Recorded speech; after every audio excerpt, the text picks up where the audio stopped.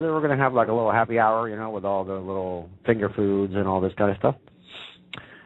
And of course, she was in charge of making sure that all the catering and that everything was set. And here I go. I had one more reading to do that day, and it was in the afternoon. Well, the gentleman arrived late, pretty late, beyond the scheduled time. And I said, well, what the heck? My head's saying turn them away and reschedule. But then, away from that message, the human me, I turned around and said, oh, my God, well, you know what? I still got some time to do a quick reading for this person. And I was just, being kind because the person lived about an hour's drive away, and so I, try to help him out. And I said to my former wife, I got enough time for this. I should have enough time for this. Settle down, you start getting ready and whatever. So I, set everything up, and I sit down and I do the reading. And I get this Odu, and he came out in good fortune in Ire. And I know the Odu very well, and comes in Ire and so on and something. It just didn't add up. And it's those kinds of combinations where an experienced diviner knows that they're getting a false blessing, that it's a false Ire. And I'm going like, oh, no way. So here it goes, back to what I always say. No matter who it is that you're doing a reading for, you never know what the baggage is until you throw those shells or the opale, isn't it? In real time. And I said, okay. So I very quickly, cut to the chase. I went right to the point. I said to this gentleman, hey, this is it. This is what's been happening to you, ... And you have a negative male ego attached to you, which has been causing, the ABC. And I spelled that out, and I said, I have these things not happened to you already? And he says, yes. Now, this guy, the Odu's already telling me this individual's personality, which we're talking about a borderline, pretty much an atheist kind of guy, very skeptical about everything, just disbelieves everything, And so, what the heck? I'm going like, first of all, I got the worst character type sitting in front of me for this kind of hardball issue.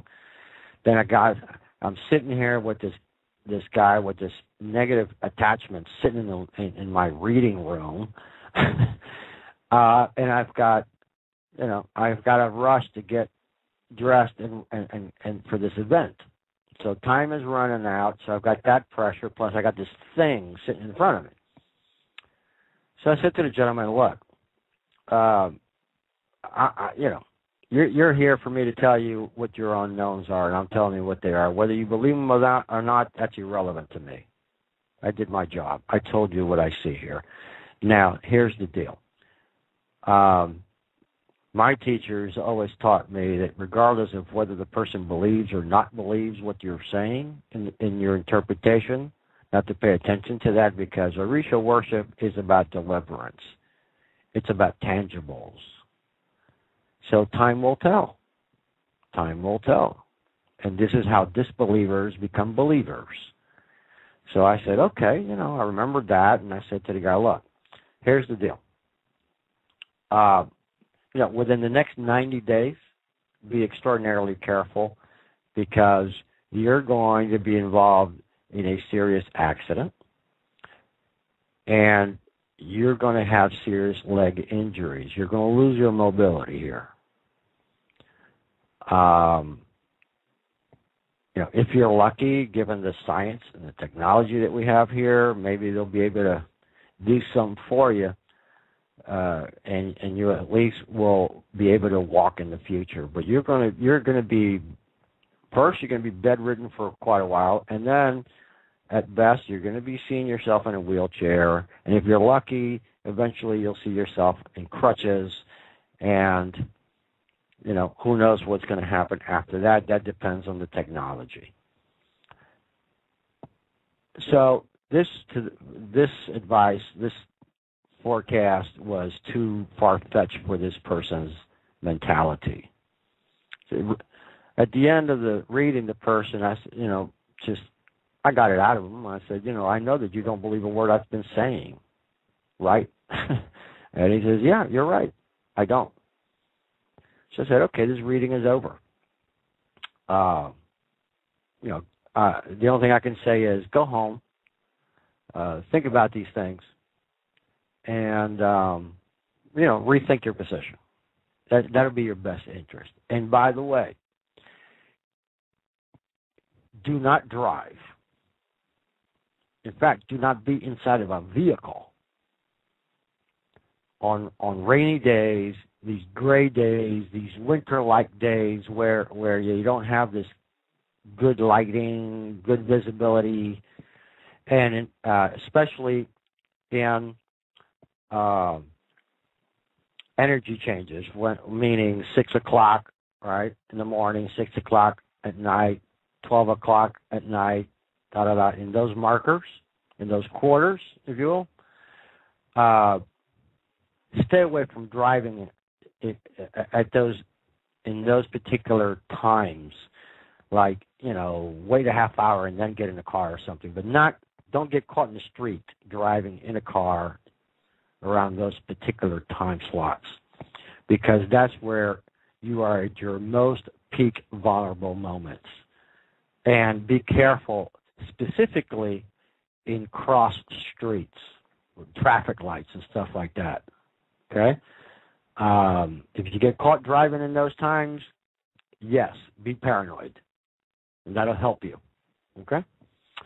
So to make the story short, the gentleman walks out of the house, leaves, and I get dressed. I'm rushed. I'm already running late. Get in the car with my wife, and I start driving towards Miami Beach. Now, when you get down into the downtown Miami, right on the bay there, is the Miami Herald building, and you got to drive over this bridge, and that puts you right into these little islands all the way into South Beach. And that's the route I had to take. Sure enough, who ends up having an accident? I did. Where did I have this accident? At a cross-section, traffic light. One gentleman up on my left, as I was crossing over the Miami Herald Bridge, it started drizzling. And it was, almost 6 o'clock in the afternoon, and then and it was a rainy day, and it was already dark. The lighting was, it was this perfect scene. It was the scene that I had described to this guy. And as I'm driving over the bridge, I get this thing, my Edgars or whoever it was like, hey, get yourself on, slow this car down and get on the right lane. Okay, get on the right lane. I was on the extreme left lane. So as soon as that was possible, I moved over to the right lane. As I'm approaching Star Island, which is the first island up the causeway there, I'm looking at the traffic light. It's on green. Everything's fine. I really don't have any traffic behind me. There was some cars coming, but they were quite at a distance behind me, so that wasn't an issue. I had slowed down my speed, and I moved over to my right lane. Now, here's the thing: on the right lane, there's only one other lane space of raw dirt, of landfill, without anything stopping a car to going into the water. There was no barricades there yet. There are now. Today they've made them, but there weren't any back then. They just had these rocks. blocking the water. That's about it. These large rocks. But any car could just bounce over those rocks and go right into the water where the cruise ships come in. So that gives you an idea how deep it was. So I'm driving, and all of a sudden I see this car run the red light. It was stopped at Star Island at the traffic light there, and yet the person decided to run the red light. And I see the car moving. Now this person, when you come off and make off Star Island, you can make a left turn onto your own lane and then go onto the highway, isn't it? In a safe way. The person does not do this. The person just went clearly across into the center lane, and here comes this car out of nowhere, which was speeding, flies right by me, and rams right into that car.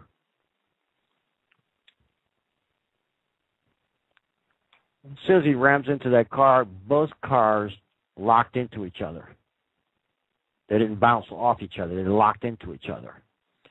And they cut across the highway. Here I am. I'm coming on the right lane. So as they cut me off, I had two choices. If I yanked the wheel on a wet pavement to the right, I was going in the water. So I had no choice other than to ram them. So I purposely jammed my brakes, cut my wheel, and made my car slide. So I hit them on a bumper on the back bumper with my front bumper, just a little side hit, rather than head on. The car, once I bopped them, I still had, my car started sliding, but I had it under control basically, and I managed to pull the car onto the dirt to get some traction. And as I'm getting traction, my car is still sliding, but I'm getting traction. Well, I stopped short of hitting a telephone pole and ripped it right off the ground. But that stopped me from going into the water. The car that I hit, that's where they broke apart. So the car that I hit, that unsnapped them. That guy went right towards the water, and his car got stuck on top of the boulders, swinging over, about to fall into the water. And the other guy bounced to the left, across the road again, and rammed some bushes and trees. And here comes a bus speeding, doesn't worry about this, just goes right through us in high speed. The bus gets entangled with the wire of the electrical pole. So now we have this live electrical wire sparking with its fire and just, jumping all over the roadway. And it finally loosened. It got disconnected from the bus literally dragged the pole away from me, and somehow that pole just bounced and just took out the car that was hanging on the rocks. Just smashed it right on the roof. Just fell right across the entire car. So I said, okay. My wife almost literally went out the front window. I managed to take all her weight moving forward with my right arm and holding her back, like if I was my arm acted like a seat belt. So who ends up having to go to the hospital and get themselves checked out? Me and my wife. Nobody got injured in this massive accident. The other two cars were totaled. Mine took a hit, but nothing spectacular. The car was still drivable. So guess what? We never made it to the event. So the bottom line is you're saying all because you took this... All because I knew, and I knew this. I knew that in that Odoo, that guy had this serious attached thing on them, and it is always advisable in that Odu that when the person leaves your home, you got to do your rituals and make sure that that thing doesn't stay in your home, hanging out for a while. You gotta clear the deck. And because of the pressure of making it in time to this business event, I overlooked it purposely. I was not comfortable about it, but I overlooked it. You see? I did not do anything about it. In less than 1 hour of this reading, we were on our way to the hospital.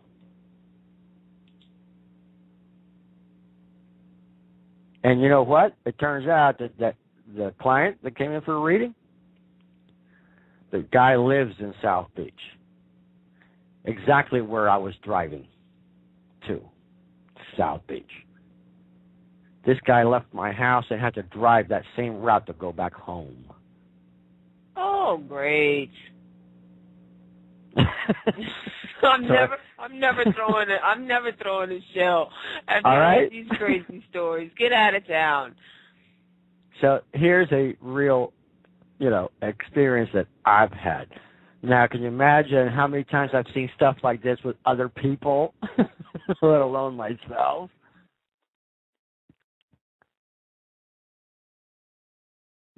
Many stories like this. A lot of times, people that, priests or priestesses, they're professionals that do readings pretty much 24/7.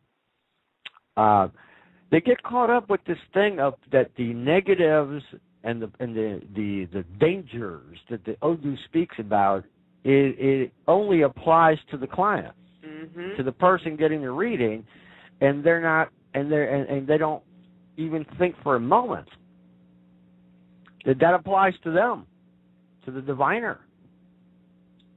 Well, that can apply to the diviner, and you know why it can? Because once you diagnose and you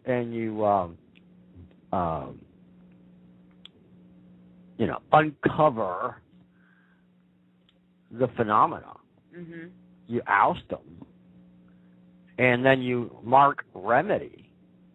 The war is on. The spiritual war has just started. For real. That thing does not want to be diagnosed. That thing does not want anybody to know it's there. And that certainly intensifies once it's ousted, and that they know that there's a way of removing it. It intensifies. And the diviner is taken granted because they're just caught up with the diagnosis and the delivery of the remedy. Period. Well, it's interesting you say that, because as you say that, I'm like thinking in circumspect, like being up here in New York. Can't really say about Miami because I've spent time in Miami in the community, but not as much as I need to be. That will change very soon anyway. But up here, you have a lot of people who do reading. They make a living in this tradition, which is all fine and good. However, a lot of people, a lot of obas, a lot of drummers, a lot of folks are really sick. And it makes you wonder if people are doing what they're supposed to be doing, if you will. Are they going to drums and drumming and open up these portals and just going home, going to sleep, taking off the clothes, in the bed? You know what I'm saying? They do that all the time. Absolutely. And so they're doing that all the time. They go to these drums, they go to these events, they go to misas, they go to places, they do stuff where these phenomena are prevalent. And I've heard, I know these cases. They sit there and they go like, oh, you know what? What time is it? Oh, it's only 10:30 at night. Oh, it's only 9 o'clock at night. It's only 11 o'clock at night. Oh, it's time to hit the clubs. Yep. Let's go party. Are you crazy? Abicu's like, yeah, we're gonna get our party on. Exactly. Exactly. Oy They babe. assumed that because they got some Florida water or some herb and cleaned themselves off, that was enough. And they're off to the party. They're off to the club. They're off or you know, getting together at a Starbucks somewhere. You know what I'm saying? Yeah. It's like, hello. And What are you bringing over? You know, there's so many odus that says to us, kick this person out of your house right now. Right now. Don't even read them. Don't go any further. Return the money and say, you know what? I can't read you. Go elsewhere and get him out of this place right now. And I see those odus popping up, and I hear people that they went right through the odu, they diagnosed, they marked the remedies, and, you know, next, see you tomorrow or 2 days from now for the ritual. Are you crazy? The odu's already telling you, get this thing out of your house right now. There are odus that speak of exchanging of heads. You sit there and you engage and you do the ritual, and that thing is going to bounce on you, or it's going to bounce on some family member in your house. It's not just you. indeed, and that whole thing about what you said about Abiku bouncing off, let me tell you, you open, and it's not just with diviners, it's with drummers, dance, it's everybody, it's the Iwodo, and you could be doing ceremony and Abiku is there and things ain't right. Let me tell you something. The diviner always, the diviner must always keep in mind that of the possibility of their sacred space being violated. Ache. Always. Okay? There are times, that's happened to me, times where I've done these readings and I've set up, for removal of these Abiku types of lesser intensity, actually easy removals. But then all of a sudden I realized, wait a minute, that sucker's sitting outside my house. It's not inside, it's outside. It didn't go anywhere. It's hanging around. Now, what do you think that is? As soon as somebody comes over my house or I leave my sacred perimeter, I'm up for grabs. Indeed. Or my children are up for grabs, or my wife or anyone in my family is up for grabs, or anybody driving by my house is up for grabs. Yep. That's why Yemaya told me, and this is something in my time, it reminds, because every time you talk about these things, it reminds me, I go back to my own Odus. That's why Legba told me, I don't care if the world is blowing up and the sun has gone down, don't you open the door for a soul. Let's see, Portal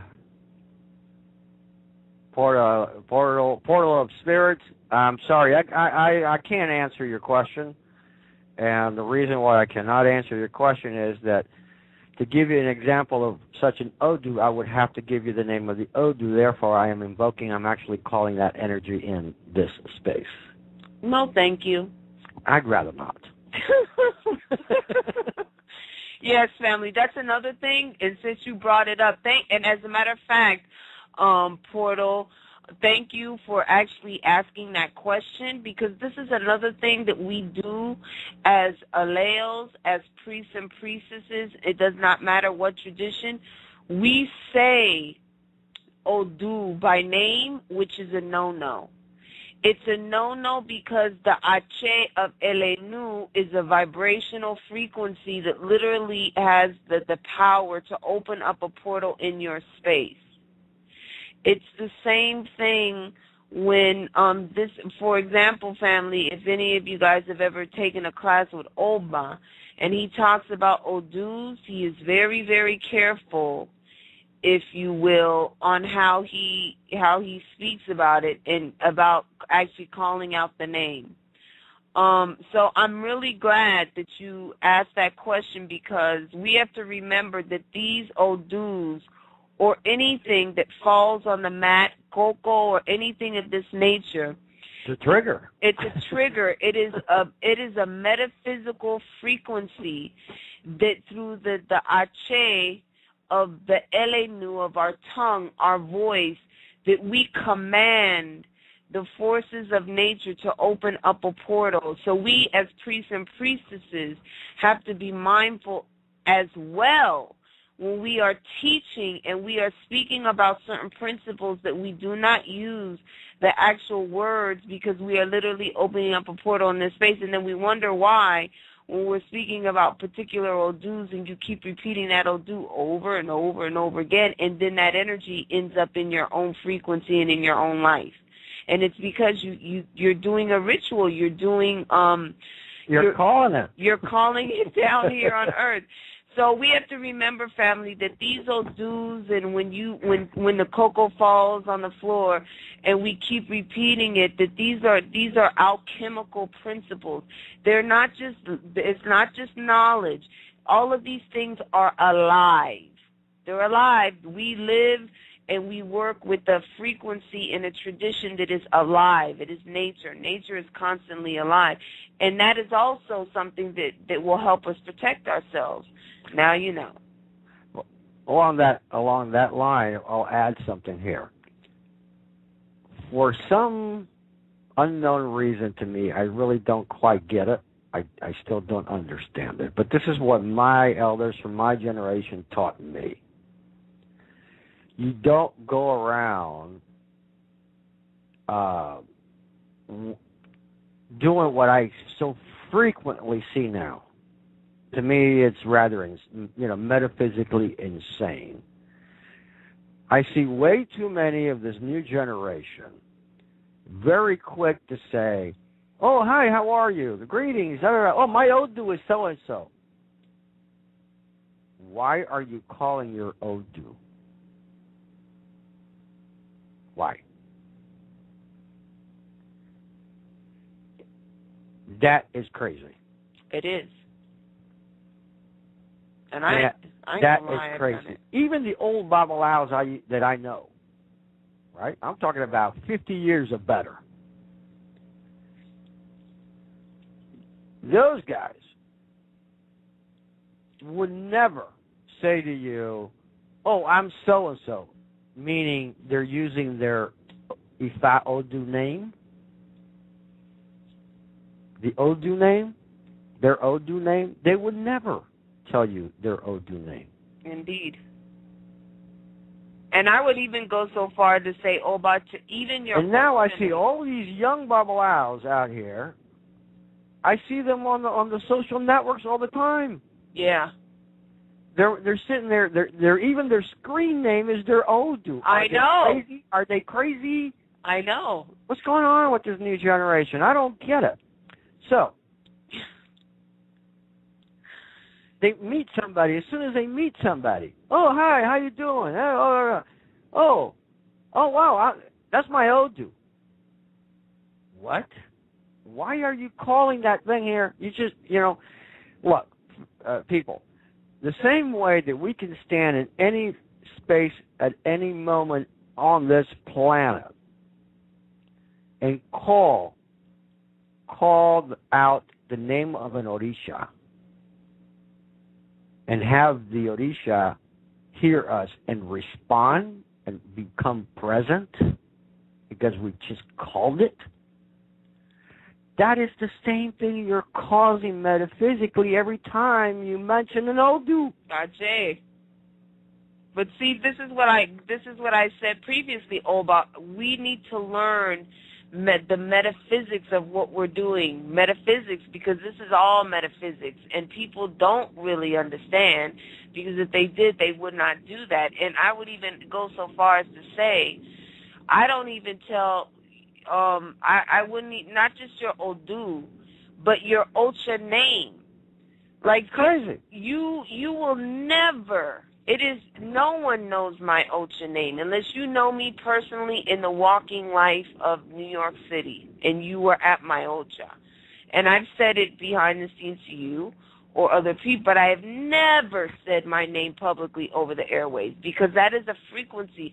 That is a signature. I am literally opening the portal of my Ache on my head when I was sitting on Odo. No way, Jose. Yeah, I don't know. It's crazy. I just see it all over the social networks. And I'm going, oh, my God, what is this? Anyway, going back to the crazies. What we have with these Eglins is that.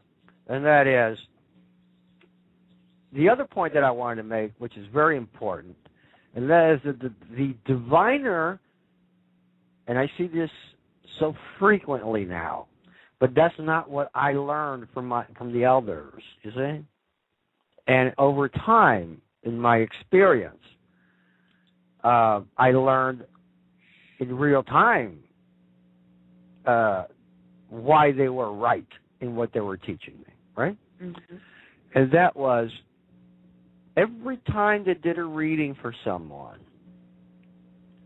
whether it was an herbal bath, anything that required removing a negative, and I'm talking about removing the negatives, meaning the principal negative types that we know of in divination.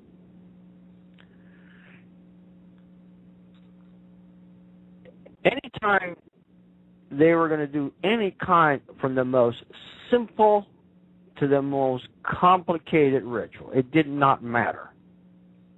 Just the mere fact that they were doing a ritual to get one of those Osobo types to move on, right? To push them out the door. They always, once they knew what the remedy was in the reading, they would always ask, backwards and forwards, if they were allowed, if they were authorized to do the ritual for the person. This is how they consistently covered their back. They would not assume that just because you were capable of diagnosing and marking a ritual for the person, they did not assume that that means that you can do the ritual. And what I see now from Babalaos all the way down the ladder, okay, everybody assumes that they can do it.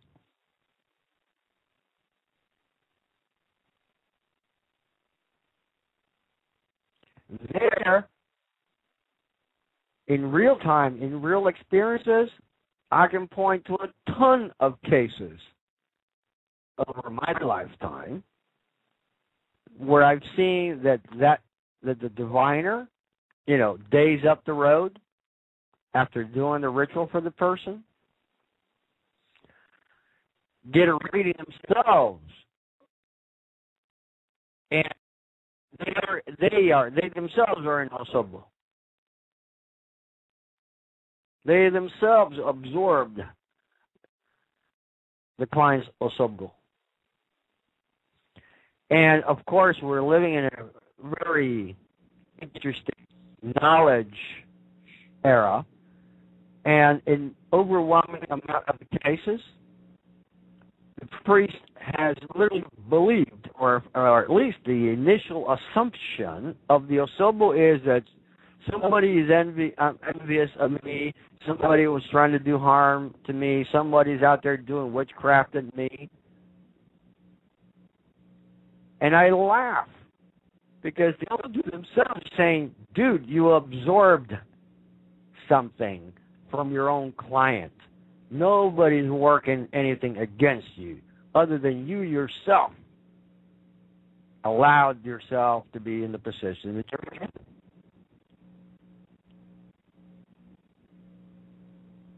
You yourself. Did you ask if you were authorized to do that? Ask for that person to touch that head on this particular ritual? No. Every time, 100% of the cases, no. It never crossed their minds to ask if they're authorized to perform the ritual. They marked it, they do it. And here you go, the sponge effect, the cotton effect. And then they're so crazy that they think that somebody doing witchcraft to them. That is not knowing. That is believing and not knowing what you're doing. That's funny you say that, because I used to know someone. I'm sure we all know somebody that. Yeah, but they would make me laugh, because they'd be like, "Oh, well, I'm doing this. I'm doing giving kofa and all this and blah blah blah," and then they would be doing sacrifice all the time. I'm like, dude, what is the deal? What is going on? You're like. And it's exactly what you just said. And for those that are listening that are not priests or priestesses, I got another thing I want everybody to listen up on. This is important, very important. People keep coming to our practitioners as if they were fortune tellers. This is a religion. We are not fortune tellers. We are really engaging in the alchemy of things. We are actually always in confrontation against the spiritual forces of negativities. That priest or that priestess, every darn time they're sitting there doing a ritual for a client or a godchild, to get rid of some type of negativity, some kind of osobo, right? Means that godparent or that priest or priestess is in direct challenge, is going head on, and it's a clash of forces. It is a spiritual clash of forces to see who wins. Does the evil win or does the priest win? That's the essence of every ritual. And so when I see people coming in for consultations thinking that this is fortune telling, and they sit in front of that priest and they give you the money as if they were just buying a ticket to a movie, and they pay for the consultation, their mind, it's like there's zero awareness here. Zero. We got to talk about this stuff. They think that's where the buck stops. The priest tells me, diagnosis, I agree with what he says or disagree. I agree with doing the ritual. That's it. Let's schedule it like if we're going to buy something, and that's it. We'll go through the motions, buy the ingredients, set up the schedule, come in, right? And get your curse moving. Guess what? That's the wrong reality. That's not it. The fact is that you're asking. In fact, you're not asking. You're demanding because you're paying for it. You see, you measure by payment. You see? Money comes into play here all the time. It's the idea that I paid for a service, and the service is about removing some kind of spiritual illness, if you will. And that's it. I want results. And no one is mindful, and I literally mean it, they're just simply not mindful of the fact that you paid that priest $100 or $200 or $300 or $25, whatever the heck the charge is for the spiritual work. Let me tell you something. How much is it really worth? How can you even put a price tag on the ritual? You're asking, and this is fundamental, you're asking the priest to put himself at risk for you. This is not the priest's baggage. This is not the priest's home's baggage. This is not the priest's family baggage. It's the person's baggage. It is the person with their baggage that's walking, and I'll put Maile as an example.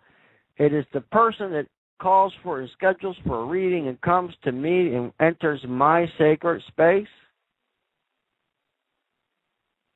that just by the mere fact that I gave them a scheduled reading, I'm already putting myself and my family in danger because I don't know the unknowns. I don't know what's going to walk into my house. And I don't know until I cast my shells when it's revealed. If I'm paying attention and I'm throwing all my training at the reading. Because if I'm not playing that game, I'm being entertained or distracted by some other nonsense, okay, I may miss a critical detail. Just put myself or my family in danger. Reading for this person. And let's say I charge the person $121. Oh my God, I don't know if this is worth it. That's rather expensive, $125 for an herbal bath. Come on. You know, at Kmart or something. There isn't enough money that can measure to what I'm saying. There is not enough money that'll make me accept the idea that I should put myself at risk and my family at risk for $121 or $200 or $300. That's the essence of our work, those that are diviners. We are constantly in the gutter. We are constantly in the sewers. We are constantly in that gutter, in that sewer, in that dump of human spirituality, trying to clean it up for the person that comes in seeking help. We're constantly putting ourselves at risk, constantly. And I don't see people taking that into consideration. It's always about the money. It's always about personalities. It's always about whether I like this person or not. All this other mundane nonsense.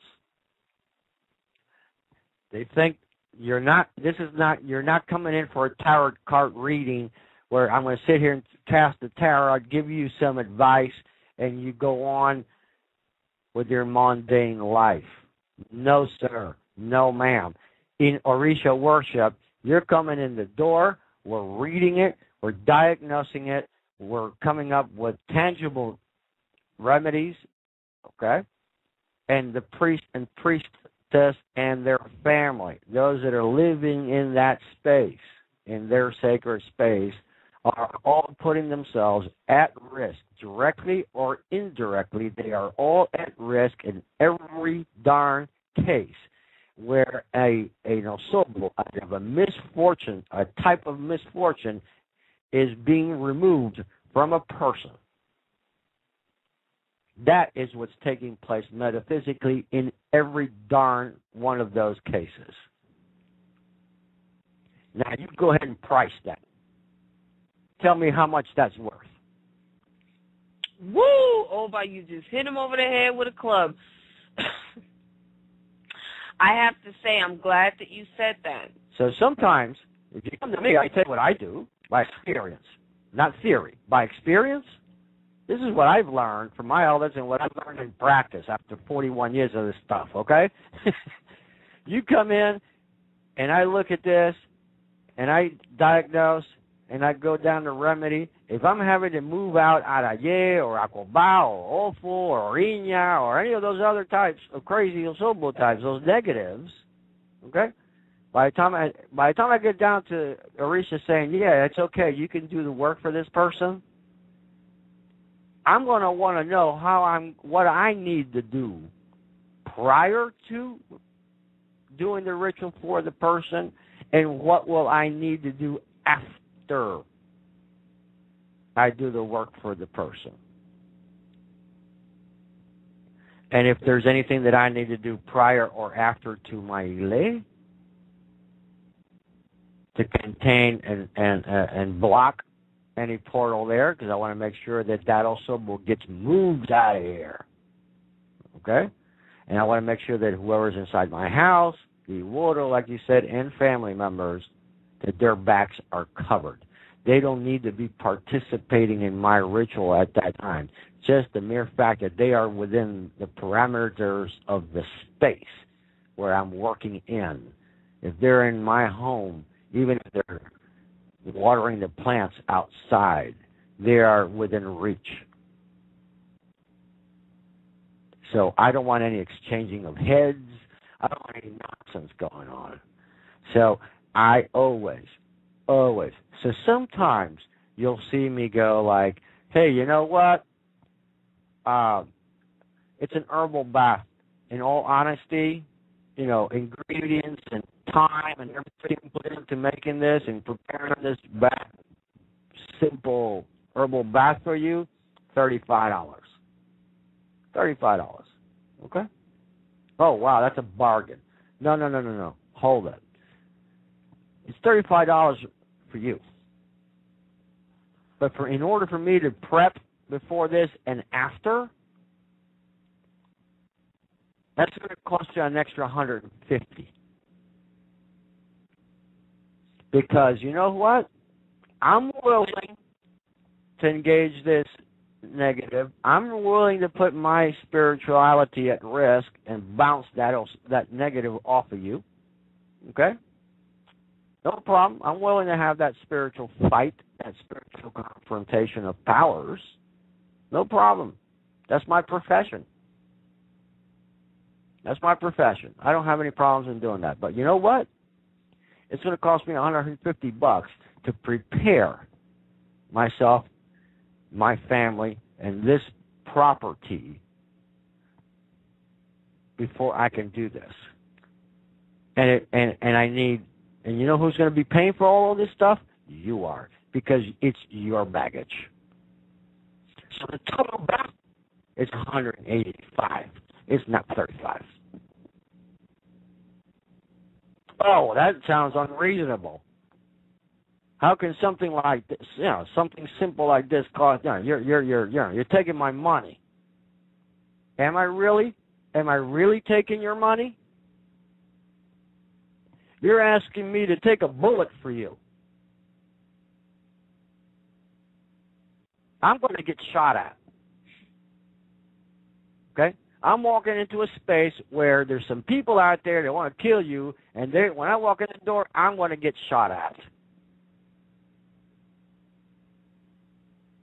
And you're not willing to go and buy me a bulletproof vest?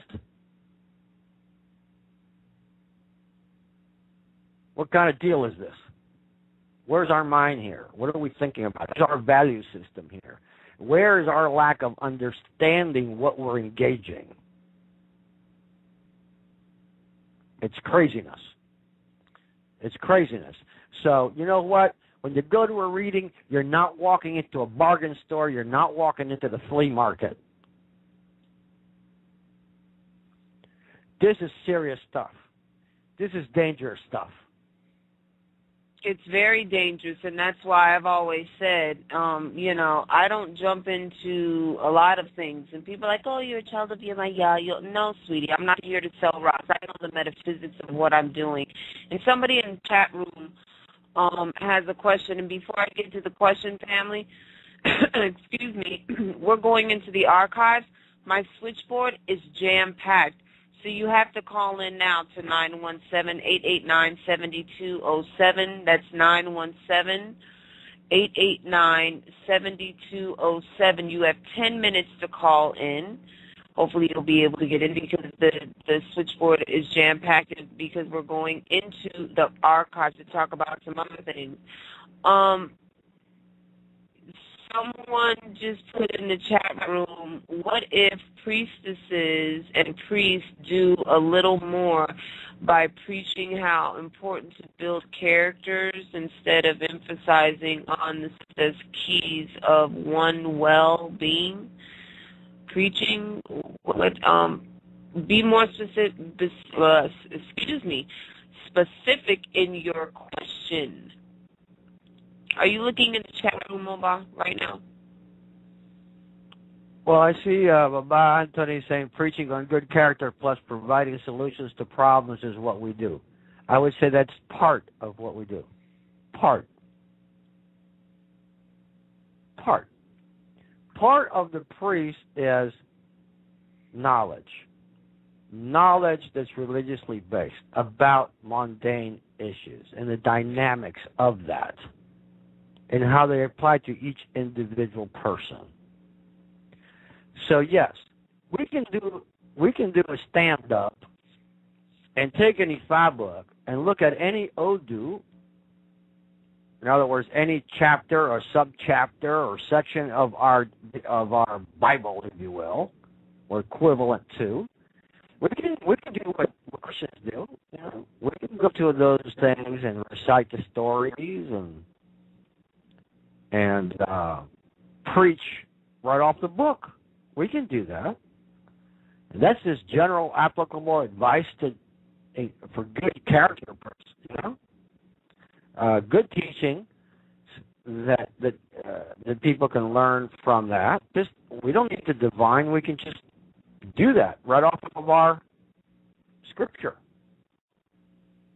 Every time someone comes in for consultation, it differs somewhat. Because if they're there because they have one primary issue that's haunting them, the diviner is not told. We are supposed to divine it, okay? We're supposed to be able to cast our instruments and say, the reason why you're here is this. But the main function in that context, diviner, not the priest as a whole, in the function of officiating diviner at Alma.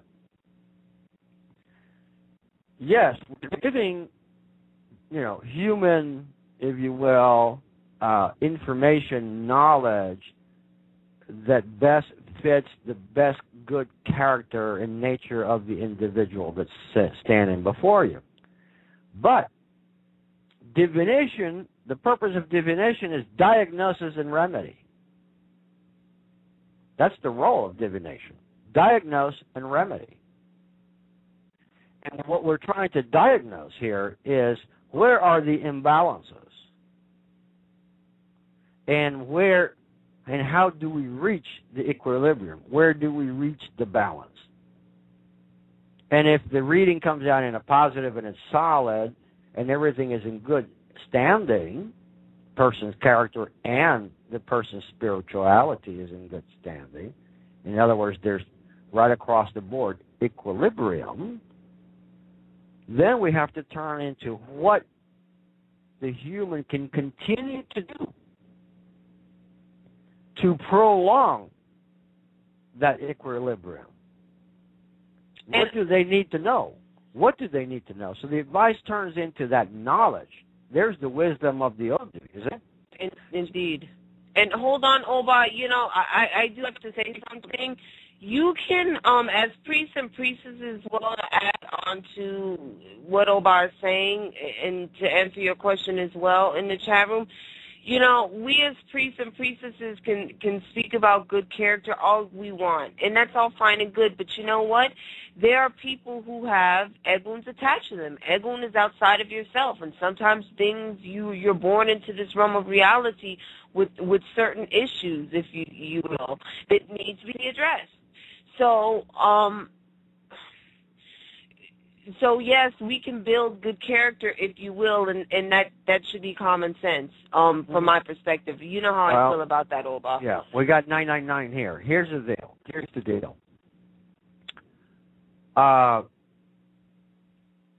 What the old guard used to teach us was simple basic rule of thumb. Everything we do, it's 50-50.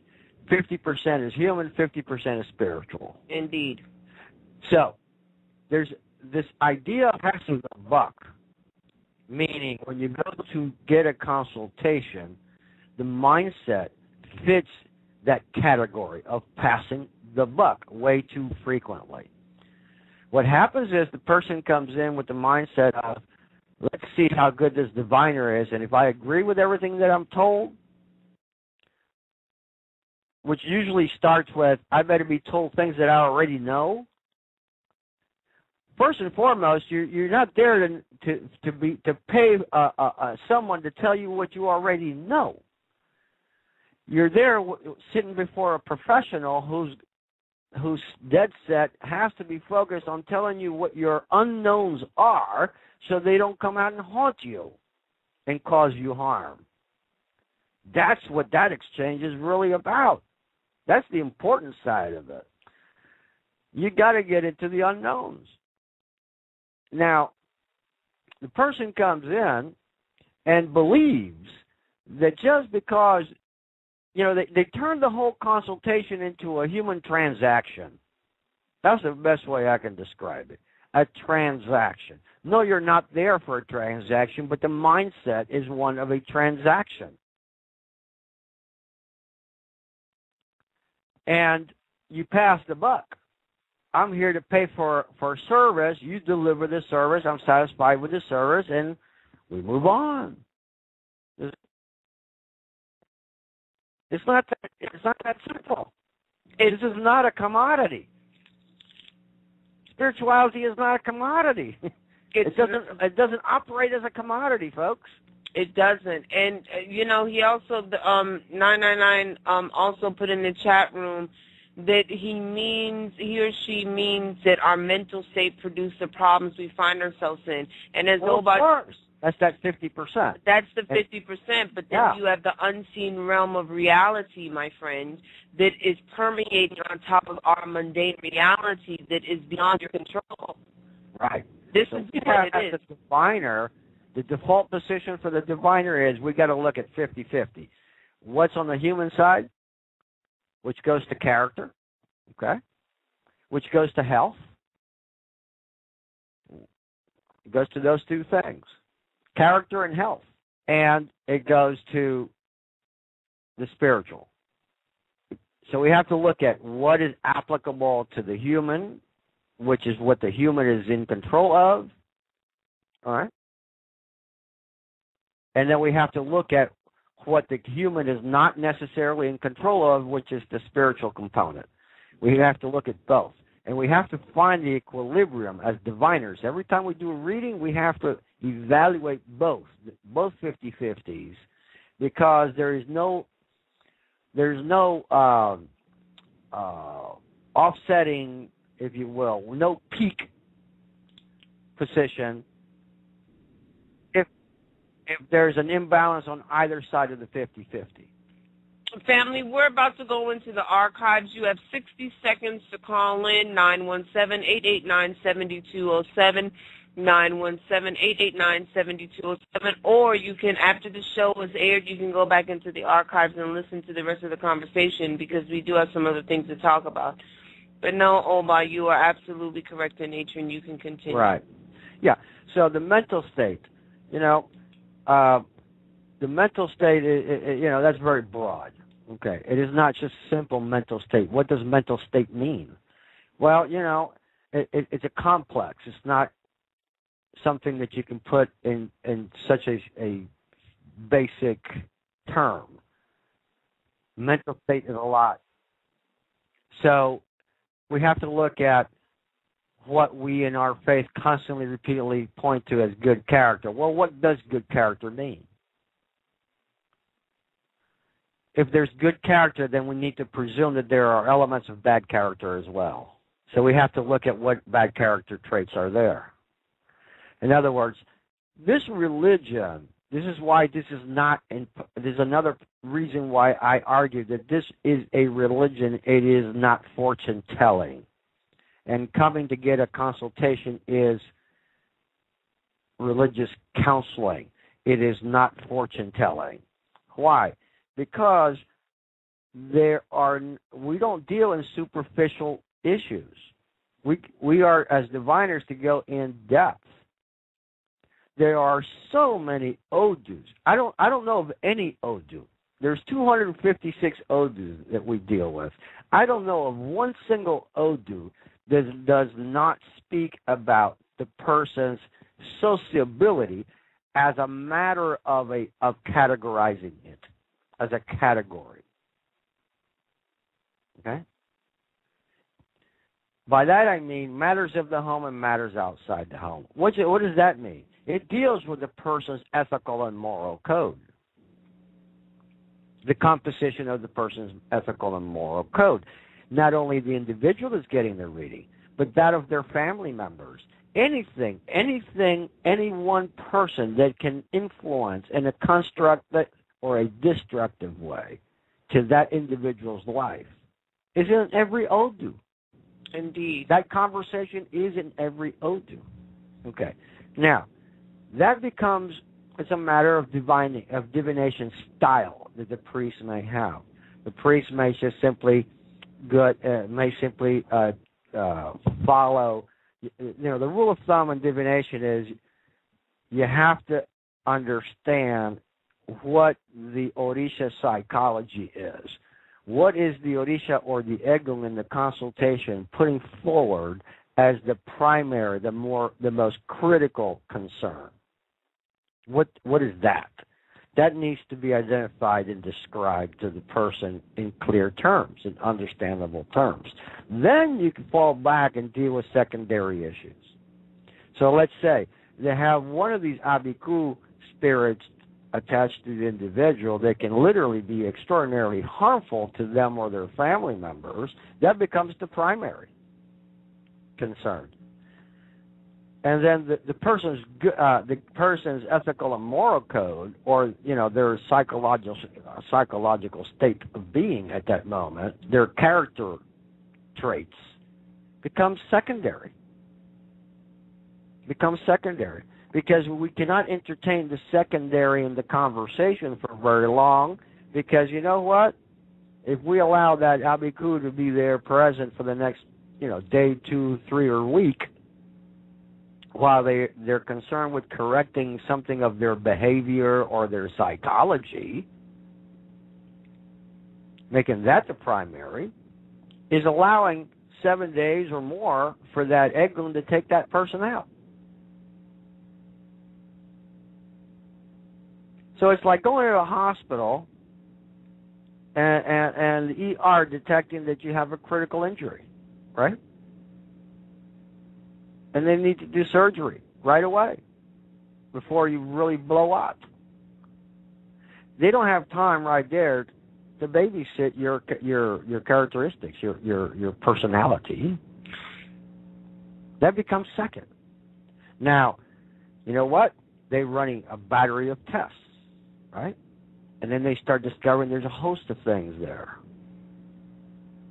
You've got too many toxins in your blood. You're going to need to thin that out, There's some nutritional imbalances going on that you need to treat as well before they get worse. But you know what? The critical thing right now is that if we don't operate and fix you right here, right now, you're not going to be able to have time to worry about, your nutrition. That comes later. So it depends on every reading what the Orishas and the Egun provide, reveal to us in that consultation as the primary, the most impacting, the most critical. And that's what's always addressed up front. That's what we emphasize. Now, that does not mean that there are no secondary issues that we need to deal with. Yes, there are. Yes, they are. Okay. And so it depends on the Odu that appears and what position they're in and what the primary and secondary issues are, you see? But overall, this religion is not, as I have spoken about in previous programs, this religion is not about quick fixes. And it's not mundane either, and I do and have... it's not mundane. Exactly. It's not fixed and mundane. It's so, not. Again, that's another thing we have to understand and point to, as this is why we are not fortune tellers, as described as we all understand fortune tellers to be. Is it? That's not what we're doing. It may sound like it, but it's not. No, it's not. Well, Odu, and we're going to get back on subject, but I'm glad that this individual brought this question up, and I would imagine it was an excellent question, and I would imagine that they haven't been listening to the series, but indigenous, the way that we think, indigenous people think, we think from the spiritual to the mundane. It's not the reverse, but the mundane to the spiritual. So, good character is good. Absolutely. It is 100% about how you think.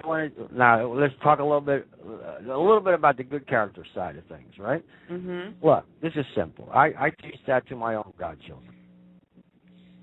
If you don't focus on your behavior, if you don't study and look at your ethical and moral code, if you don't understand why you react in certain ways and do things in a particular manner, if you don't understand yourself, first and foremost, what you end up having is repeating the same principle throughout your lifetime over and over and over again.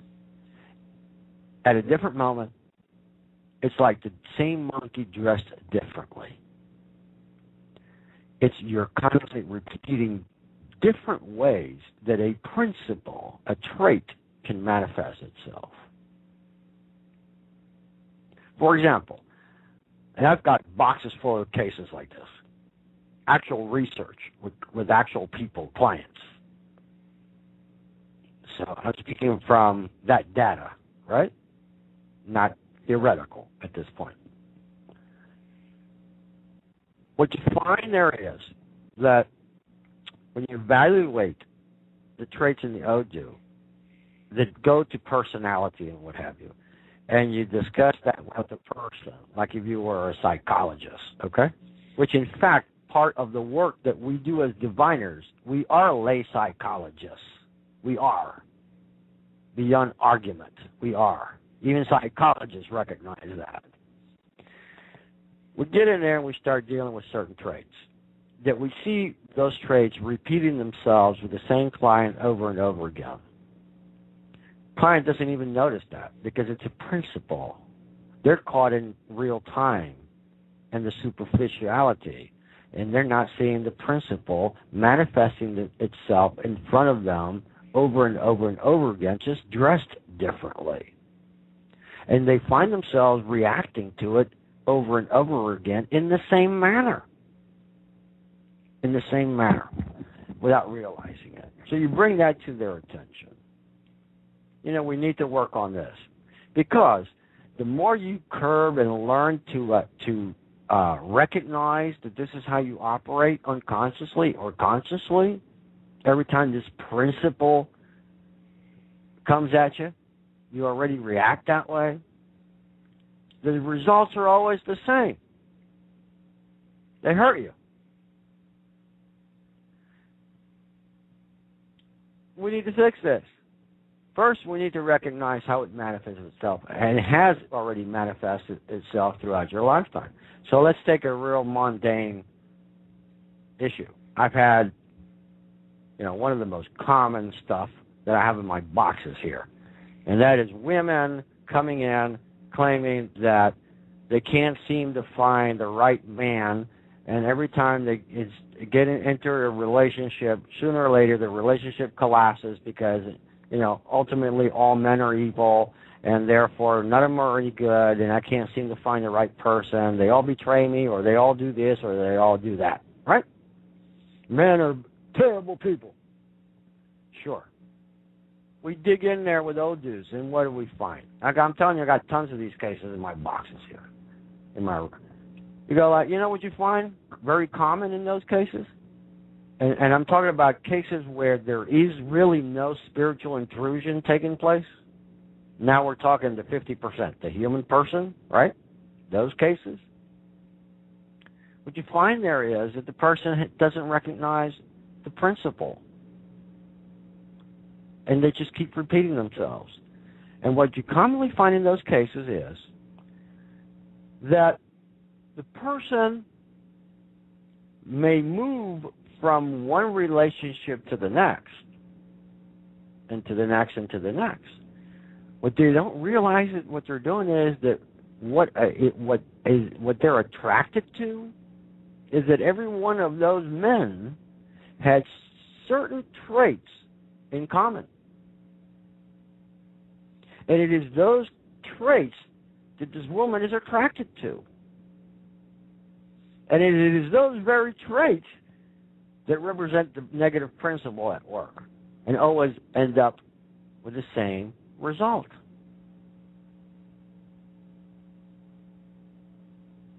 So it's like saying, you know, I love to drink coffee. Yeah, but you know what? Every time you drink coffee, you get ill. Yeah, but I as soon as I smell coffee, I want coffee. And I got to have the coffee.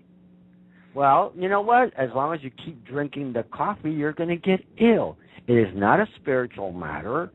It is your nonsense, your madness, your lack of maturity here, your lack of understanding.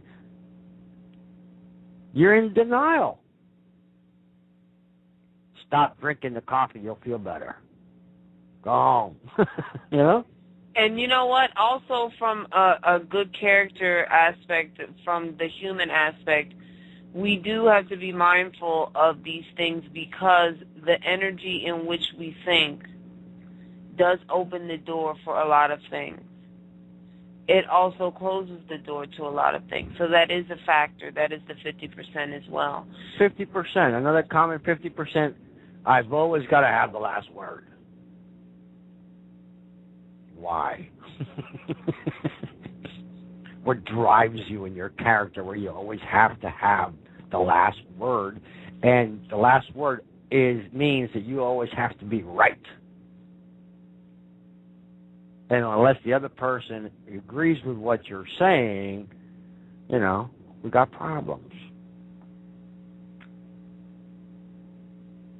Well, you know, if you keep hanging on to that trait, you can sit there and go like, you can write the encyclopedia of problems. Because there's zero tolerance in your brain. You think that because the other person has the last word, you're giving something up all the time. Then that makes you angry and uncomfortable.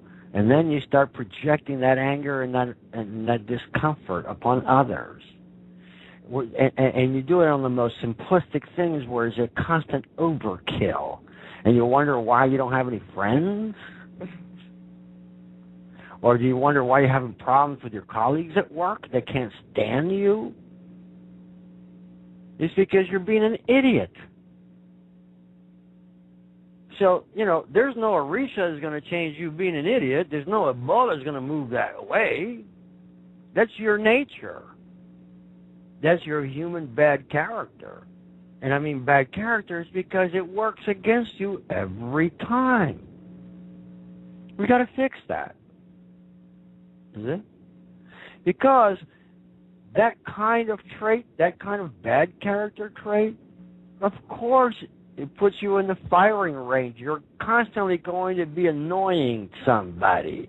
You're constantly, every week, you're going to be engaging in some discord, okay? Some argument, some nonsense. You're going to be, you know, trashing somebody or being just unnecessarily offensive and being unsensitive to other people's right of being. you know, et cetera, et cetera, et cetera. You're constantly drawing the negative towards you. Indeed. So why don't you shut up for a while, you know? That'd be good. That's the biggest ritual you can do in your life right now. Shut up. That'd be great. Is it? No candle, no Orunmila, no Orisha, no Babalao, no Egum is going to take that because that's your 50%. What belongs to the humans is of the humans, and the humans need to fix it. Indeed. And what is that of the spiritual realm, it is in the hands of the spiritual realm that needs to get fixed. It's on its own. So two separate things that go together here, but it's a 50-50 deal. Indeed. That was a good. I'm glad that person asked that question because it's a great question. It was an fabuloso. I love it, family. All these intriguing questions. We have to take responsibility for our actions. You have to. We've got to do the work, but there is also an unseen element, family. It's what it is. It permeates on top of ours, and we cannot be oblivious to the metaphysical. I don't care what you say. It is what it is. If you're an indigenous practitioner, this is what it is. But that was a great question. It is. And for those of us in the priesthood, I keep emphasizing, stop telling me you know your Odus, Evita, and show me you know them. You've got to live it, not say it. Because if not, the priest and the priestess, after going through ordination and having access to this knowledge and all this other stuff, they themselves, because of their human 50%, are hindering themselves from true Lukumi transformation. It is about transforming the negative character traits to the positive character traits. It is about that in the priesthood. It's not just ritual knowledge.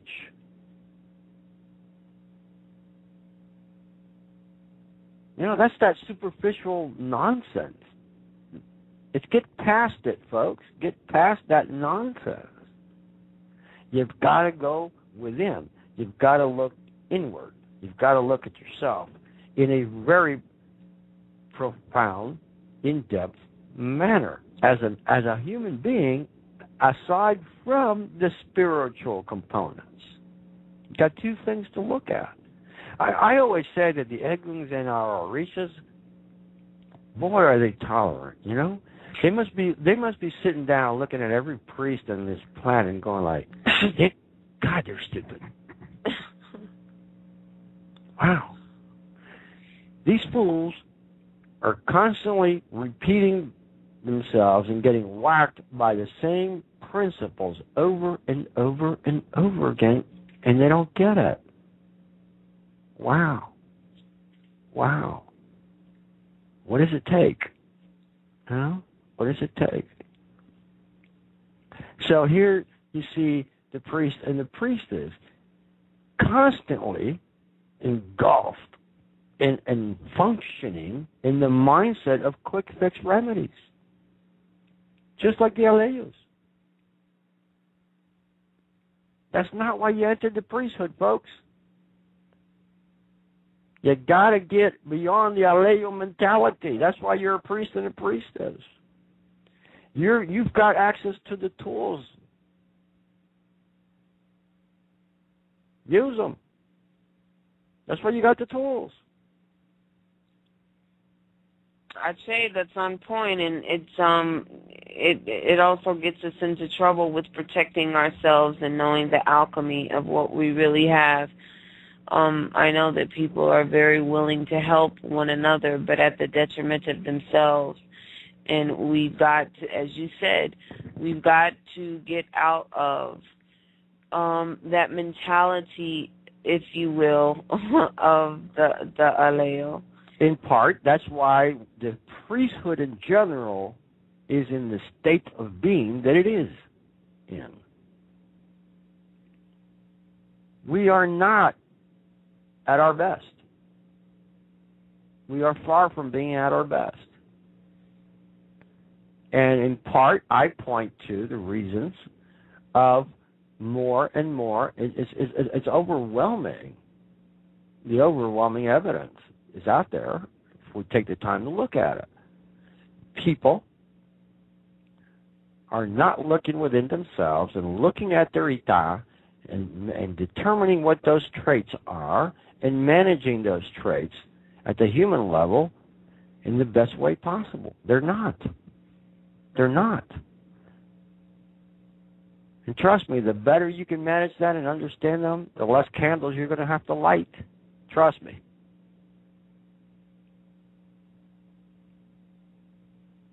Every time I see priests and priestesses out there that are constantly having to, go to the maximum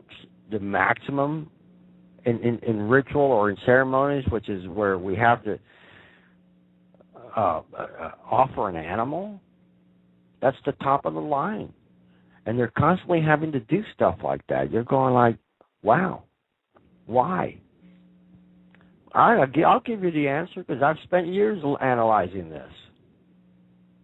It's because they keep repeating their own negative traits over and over and over and over again. And that's why they're having the remedies at that level of intensity all the time. If you get your act together, manage those darn human traits, not one more damn chicken is going to have to die for you. So get with the program. You are a priest. You are a priestess. Get with it. This is a transformational, and you have to get yourself in the mindset of embracing what is, in fact, transformational. And it starts with that knowledge, that information base, and the sacrifice and the dedication to self-identifying yourself and fixing those traits, doing something about those human traits, those characteristics.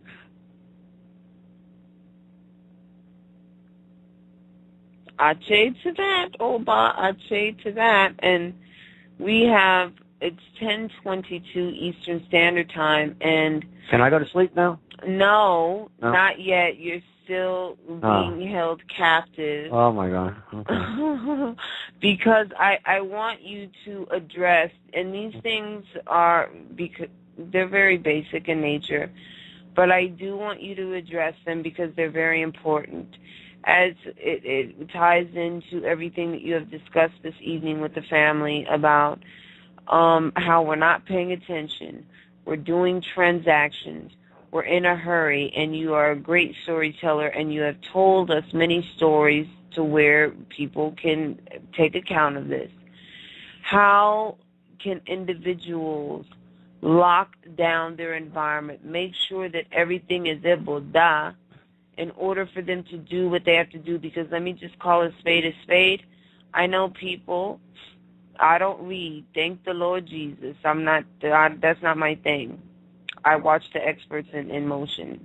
It's not my thing. But I know individuals who get on the mat and they just read. And then they have Osobo running rampant in their environment. Same thing in the Egun instance. They don't lock down their environment, and then they have these abikus running around attaching to them, and they wonder why they're getting sick, or they, have things going on in their family or things of this nature.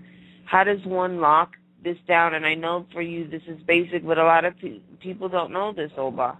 Well, that's basic divination. That's divination 101. Before any person gets ready to engage in divination, they have to control their environment. That's number one. Number one. And how do you control the environment? That's going to vary from one person to the next somewhat. There's some basic default things that collectively people can do, but overall it gets very specific to the diviner. And by that I mean the diviner has to understand what their ita'odus are. They have to understand what their vulnerables are. They have to be doing frequent readings of themselves and their space, their sacred space. Call it an igle or wherever it is that they work for others. They need to make sure that outer perimeter of the property is on lockdown. They need to make sure that the entrances to the actual building is on lockdown. They have to make sure that all of their spiritual resources are in fact activated. May it be just a mayuba, an invocation, candle lighting, incense, whatever it is that their spiritual core responds to, that triggers them and awakens and puts everybody on guard.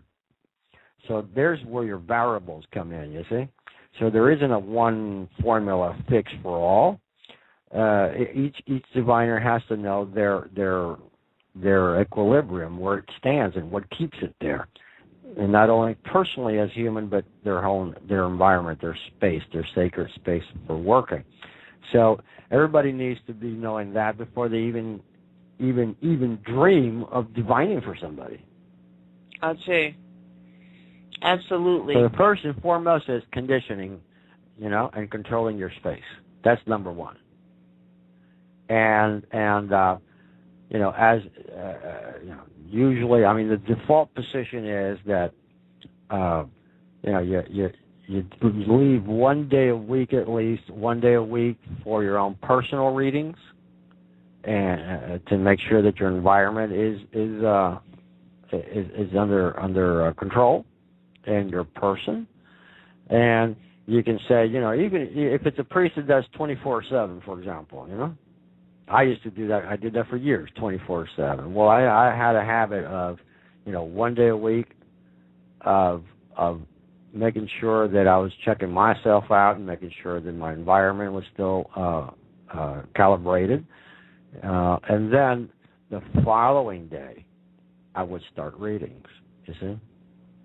So, and every day, by the end of the day, by the next morning, before I would read anyone, before anyone arrived for readings, I would get up early in the morning and read the Ile all over again to make sure that nothing got through overnight. And in many instances, the experience has been that I've already, in that early morning reading, I've been getting an Odu that's already forewarning me of things to come during the day and what to watch out for before anyone has even arrived yet. Very good. And it's obviously it's the same thing from an Egun standpoint, family. Yeah, same thing. Well, you got to go across the whole gamut. I mean, you got to go with the spirits, the dead, your Eguns, whatever tradition you're in. And if you're an Orisha, then you got to move it up to the Orisha level as well. So make sure that everything is calibrated and everybody's on guard. And if there were any forewarnings, that you have it, you got that ahead of time. You put yourself in the position to know it before people start walking in. Absolutely. Very, very simple. Make sure that you divine for everything. Yeah. Perimeter, in the Ile, and things of this nature. Make sure that every candle needs to be lit or whatever needs to be done. So everything can be eboda, and make sure that you have your baths and things of this nature done. Yeah, the diviner also needs to have an emergency kit. Okay? I call it my ER closet. What do you keep it? Well, do I dare ask? What do you? Oh, I keep bottles and bottles and bottles of different things of ingredients and ER, like spiritual ER materials. Okay, if from the worst craziest abiku that shows up to the simplest thing, I've got stuff in my closet that I can just go right to in a heartbeat and put something together very quickly to protect myself, the client, and my family. Indeed, and from an Egun standpoint, because I don't throw shells, I don't even front like I do or want to. From an Egun standpoint, same thing. You got to know what blocks an Egun, what stuns an Egun, what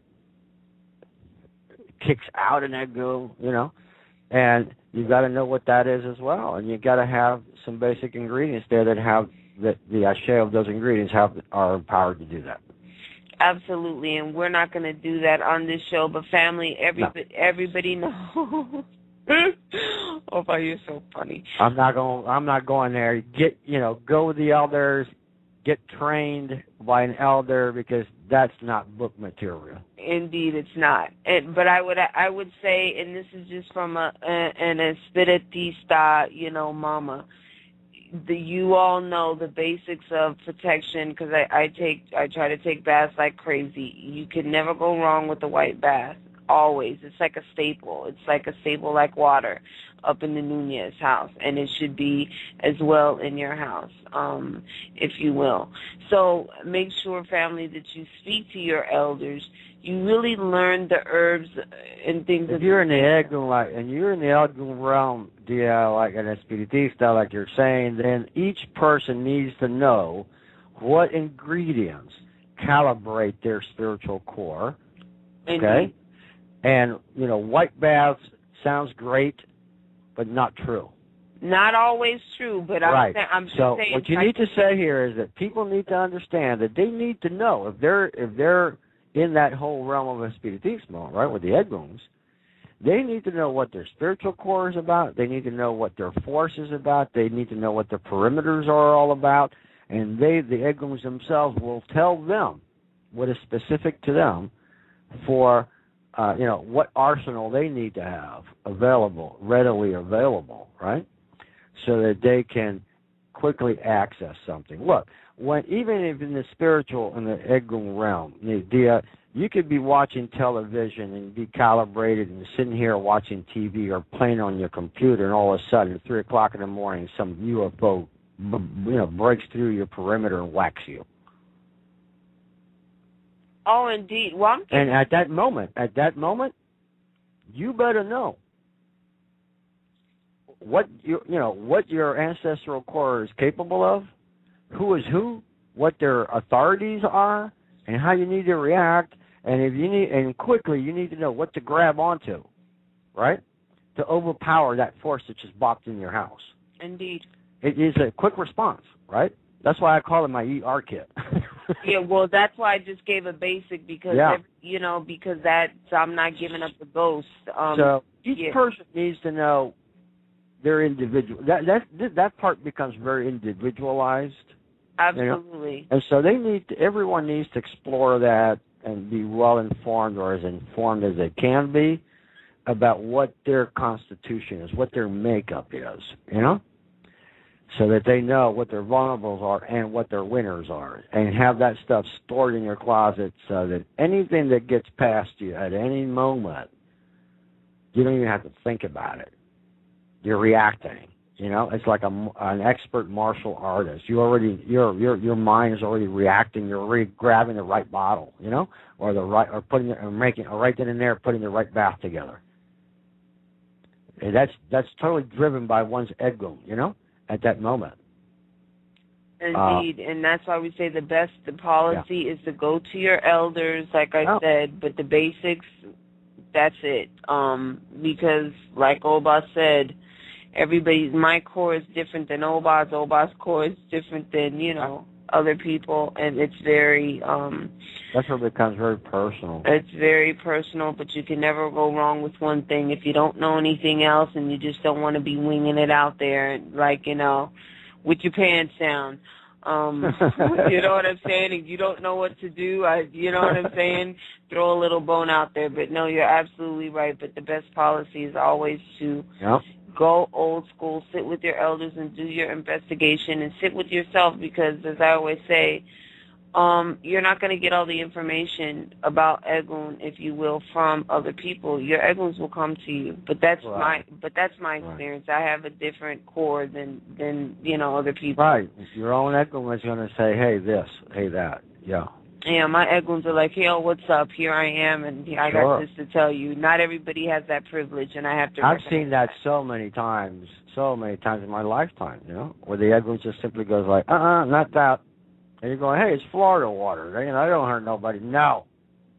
Use this other one. Indeed. You're like, okay. Florida water is the default, man. That doesn't hurt anybody. No. The other one. All right. Okay.